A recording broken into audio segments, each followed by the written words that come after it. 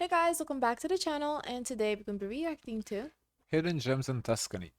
Campiglia Marittima, Populonia Baratti.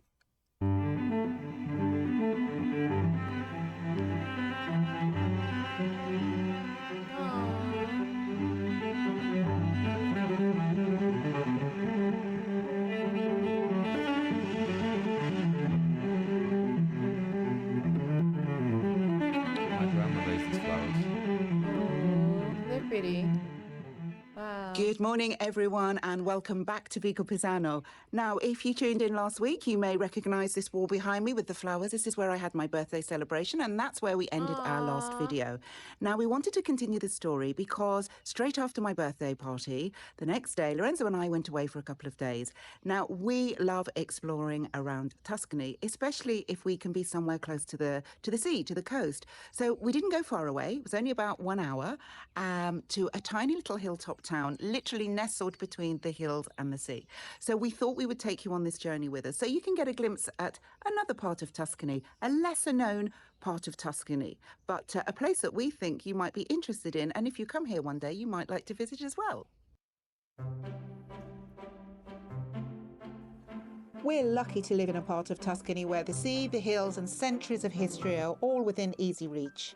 Just an hour south of us, Very on what is green. known as the Etruscan coast, lies a small medieval town located between the hills and the sea, and it's called Campiglia Marittima. We love discovering places that aren't necessarily on the classic tourist trail, quiet corners of Tuscany where life moves a little slower and without the tourist trappings. You know what I always wonder? Campiglia- What they look like on the inside? Like if they still have that kind of cottagey vibe. I think they do. I think for the most part they do. I think people want to never seen preserve it. it. Yeah, we don't often get to see it. Yeah. But I would think people want to preserve it, how it was originally. Because it's kind of defeats the purpose if you renovate it. Just build a new house if you want to. I don't know. Marittima felt instantly familiar to us. Maybe it's the medieval streets, the stone walls, or the sense of being somewhere time forgot. Or maybe it's that we could still walk everywhere from our front door, whether it be for dinner or for that all-important morning coffee.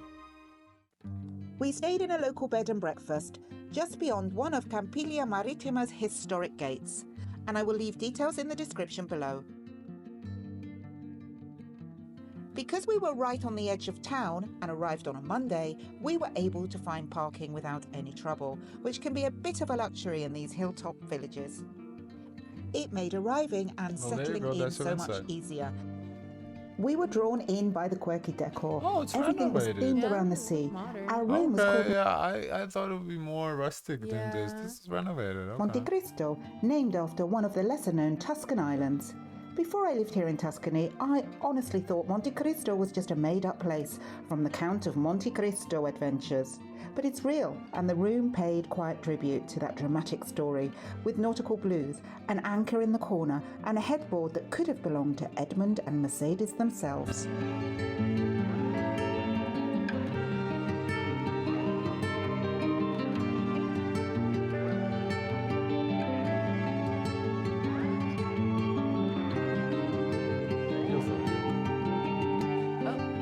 The flag coming down. Good morning, everyone. What a lovely morning it is. It looks a little bit clearer than yesterday. Yesterday was a little bit overcast. It's when the sun sets nice and warm.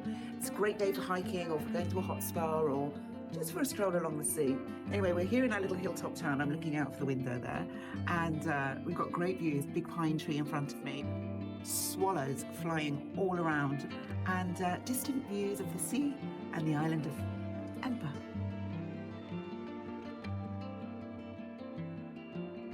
We couldn't believe how close the swifts came to our window. At first we thought they were swallows.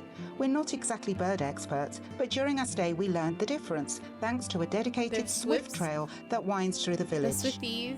Every year, over 1,000 swifts choose Campiglia as their nesting I place, don't know. Yeah. Swallows, swifts. I don't know the difference. Bird. tucking their nests into the stones and tiles of historic Bird, yeah. buildings. They're faithful love creatures, birds. returning to the same nests each year and raising their young right in the heart of the village. We didn't have time to follow the trail from beginning to end, but it's always nice to have a reason to return, to really get under the skin of a place. The view is wonderful from up here. Even through the clouds, you could make out the soft curve of the coastline and the hills of the island of Elba rising from the sea. Yes, the very island where Napoleon was exiled. It's part of Tuscany too, and from this little hilltop, it all felt wonderfully close.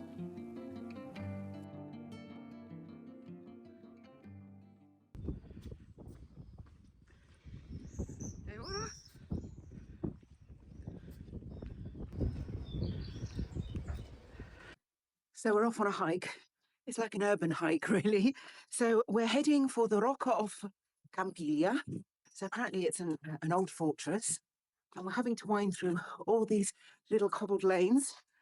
And I think it's... Interesting sound quality. She doesn't have a mic, but it sounds like it's filtered as if she's talking through a mic. Very interesting. It's going to be a steep one. Do you think this is the way? Yeah. Oof. I love this. I don't know what the name of this tree is, but it smells so beautiful. And I always associate it with the seaside. Although we do have some in our garden too. We climbed up to the Rocca Campiglia, a centuries-old castle once held by a powerful noble family. You can see that the ruins here have been recently restored with great care.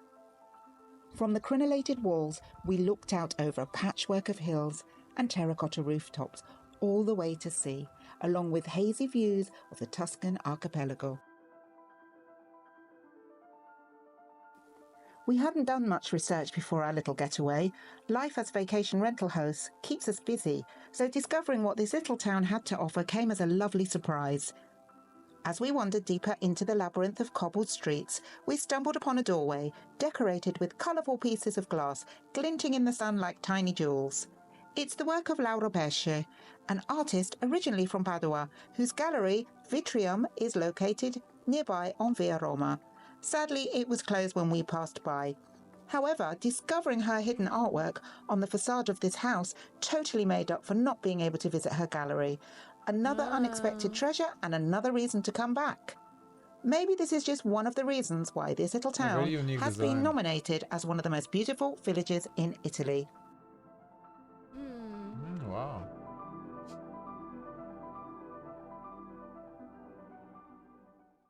I wonder how far from a city.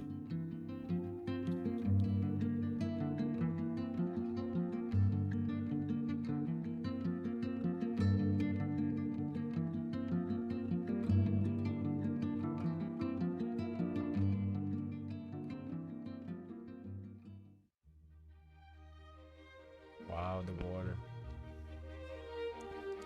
Wow.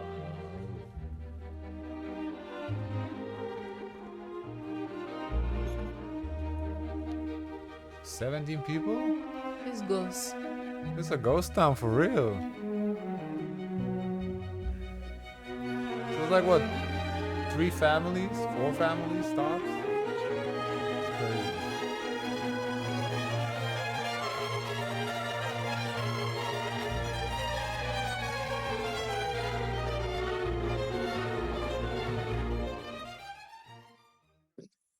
So here we are, a little impromptu visit to the hilltop town of Populonia. Populonia is a very important Etruscan town, and from what I've read, it was quite unusual for the Etruscans to build a town so close to the coastline. In fact, you can see it behind us. It's an amazing coastline here.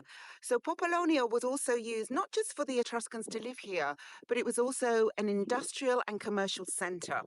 And Lorenzo and I came here many years ago, didn't we, Lorenzo? Yeah. How long ago? 10 years ago. About 10 years ago. Yeah. And even then, it was a bit of an impromptu visit. We came for the day. Where we're staying at the moment, in our little hilltop town inland, is only 25 minutes away from here. So again, we've come on an impromptu visit, and we're going to show you a little bit of the town. It is tiny. But there are lots of things to do here. Anything Etruscan, if you love the Etruscans, definitely come here. There's a big archaeological park that you can go and visit. And we're not doing it today, but we will be back. Absolutely. Absolutely. Let's have a look at Populonia together. It's a delightful little place. Oh, and by the way, a lot of our guests say to us, oh, we're flying into Rome. We want to stop halfway up. Where can we go? And I often say Populonia. This is a great place to just stop off, have some lunch, take in some sea air, and then drive up to Vico Pisano, which But we you reckon. should tell people what they're getting into. Because if they're going to 17 Rome, people. yeah, if you're going to Rome, there's a big contrast to 17 people. It's about an hour and a half. Well, it seems just like a pit stop, though. Not like you don't really. You just go there for the views. Like so, like you don't go there to shop or to just like how I haven't seen them eat either. like how we go to like Key West and we stop on the side of the road to dip Yeah. our feet in the water. Yeah. Like on a random island. So this is the same thing. We just like stop just to, oh wow, beautiful view, and then keep going. From here, but we'll fill you in on that later. Ciao ragazzi. Ciao ciao. Welcome to Populonia. Population 17. Yes, you heard it right. Just in case you missed my caption earlier. Populonia appears to be just one tiny street, and it's hard to believe that it used to be a major Etruscan city. That's crazy. 17 people, but in the houses, so a lot of them must be abandoned. The castle dates back to the 1400s, built to keep pirates out. I've always been a little obsessed with castles. I've lived near one practically most of my life, so I always feel compelled to explore every time I see these old gates. Lorenzo isn't a castle obsessive like me, but he was gently persuaded to take the castle tour. I mean, how could he refuse? It's only I like the €3 rope per railing. person, and I yes, think they that's a even nice touch. Yeah, it doesn't distract from like the architecture, but it provides the safe. Well, not like safety, but just Safety. something to grab. But I don't think anyone's wearing heels to go up there. and take cards in case you're out of cash. Even Lorenzo's getting excited exploring the castle. He's like, should we go up here? Yes, of course we should go up here. Why wouldn't we want to go up here? I knew Lorenzo would get interested. Yes, San Vincenzo over there. He's looking at San Vincenzo.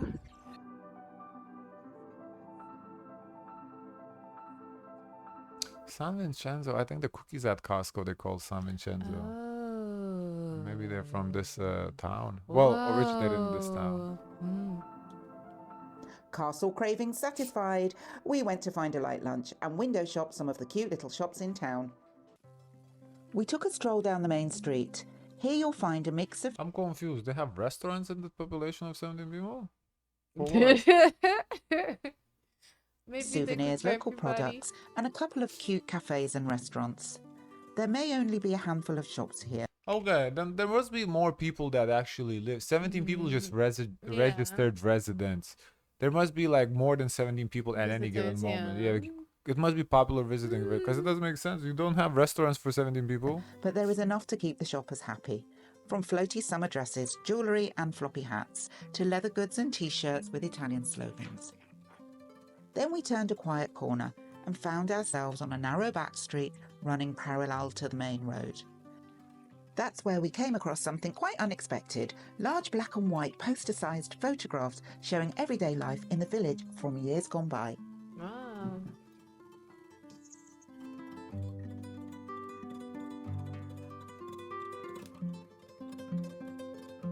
Interesting display of. Yeah, that is quite interesting. Because what if it rains? What doesn't it ruin? Or do they take it off every day? Next stop is Baratti. Baratti is a beautiful bay, and we're going to take you there, the Baratti beach. It's not really beach weather. It's warm, it's very warm, but it's not swimming weather yet. 13th of May, not quite. Baratti is more than just a beach. It's a quiet gulf embraced by centuries-old pine trees and washed by the same sea the Etruscans once sailed. Hidden among the dunes and the woods lie ancient necropolises, silent witnesses of a lost world. We found it peaceful at this time of year. A few beach clubs were just beginning to set up, and a group of children played under the shade of the ancient pines. In summer, this beach becomes a favourite escape for locals and visitors alike. There's so much to see here.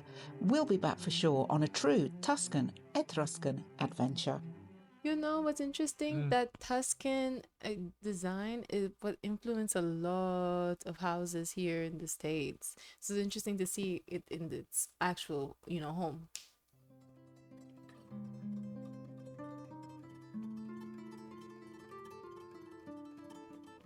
I wonder what life is like there.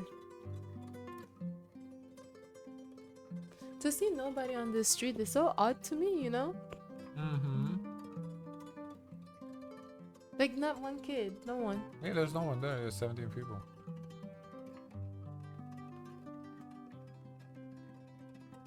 Oh, but there you go. Person walking. A couple people.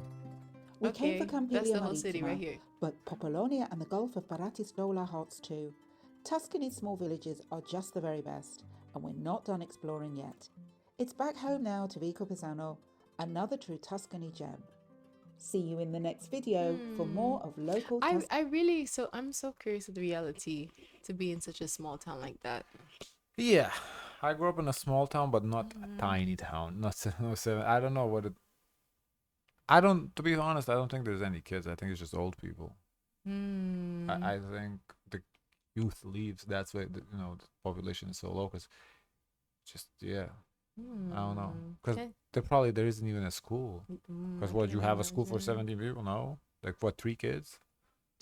Oh, I want to see the comments. Wow, look at a lot of comments for 17 people. Marie, you are too professional. You speak very well, very clear. You give enough of a description to engage us without overdoing it. Your video is breathtaking. Yes. Yeah, she was very relaxed. Yeah, yes, the scenery is beautiful, but the way you captured is amazing. You have an eye. If I did not know your background, I would think it was a vlog done by a professional, someone who had been doing this for years, whose job it was. Truly enjoy watching you, Lorenzo. You are cut above many others who produce videos. Oh wow, Marie, this video is your masterpiece. You're an incredibly talented filmmaker. You can be very proud of yourself. Okay. That's really cool. Yeah. Okay. Guys, of course, let us know your thoughts. Don't forget to like, comment, and subscribe. Join the Discord. And as always, share as much kindness as possible.